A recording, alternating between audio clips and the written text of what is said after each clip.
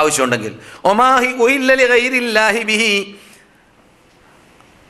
അള്ളാഹു അല്ലാത്തവർക്ക് വേണ്ടി പ്രഖ്യാപിക്കപ്പെട്ടതായ സാധനം, അള്ളാഹു അല്ലാത്തവർക്ക് വേണ്ടി, മൊയ്തീൻ ഷേഖിന് വേണ്ടി, ബദ്രീങ്ങൾക്ക് വേണ്ടി, അല്ലെങ്കിൽ വേറെ ഏതെങ്കിലും ഖബറാളികൾക്ക് വേണ്ടി, വേറെ മരിച്ചവർക്ക് വേണ്ടി, ബിംബങ്ങൾക്ക് വേണ്ടി, അല്ലെങ്കിൽ പ്രത്യേക ലക്ഷ്യം വെച്ചുകൊണ്ട് പ്രശ്നം പരിഹരിക്കാൻ വേണ്ടി പലരും പോകുന്ന അയ്യപ്പൻ്റെ പേരിലോ അല്ലെങ്കിൽ ഏതെങ്കിലും ആൾ പൂജ നടത്തുന്ന മനുഷ്യന്മാരാകുന്ന ആൾ ദൈവങ്ങളുടെ പേരിലോ ഏത് അല്ലെങ്കിൽ ജിന്നുകളുടെ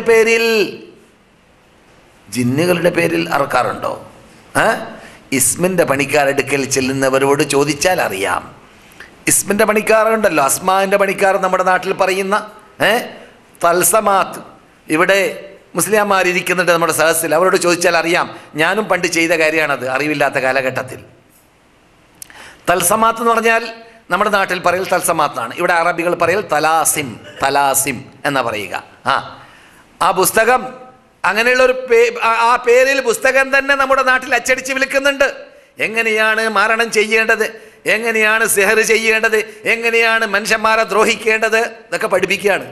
അത് വായിക്കുന്നത് ആരാണ്?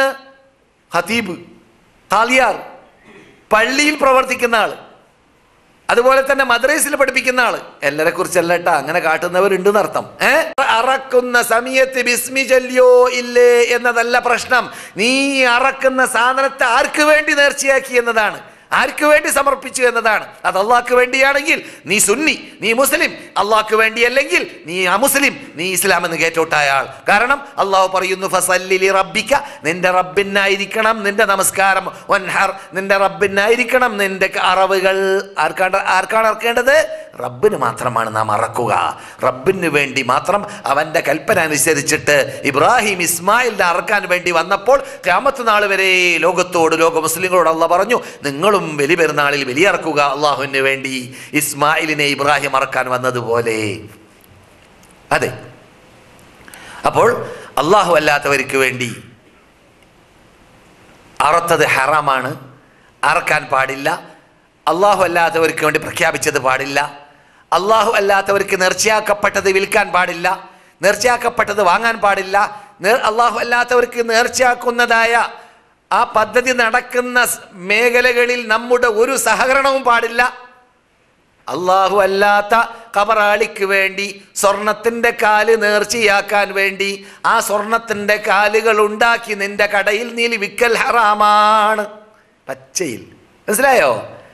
അള്ളാഹു അല്ലാത്തവർക്ക് നേർച്ചയാക്കാൻ വേണ്ടി സ്വർണത്തിൻ്റെ മൂക്കുകൾ ഉണ്ടാക്കി, സ്വർണത്തിൻ്റെ കൈകൾ ഉണ്ടാക്കി, എന്നിട്ട് നീ നിന്റെ സ്വർണ്ണക്കടകളിൽ അത്തരം കാര്യങ്ങൾ വിൽക്കൽ ഹറാമാണ്.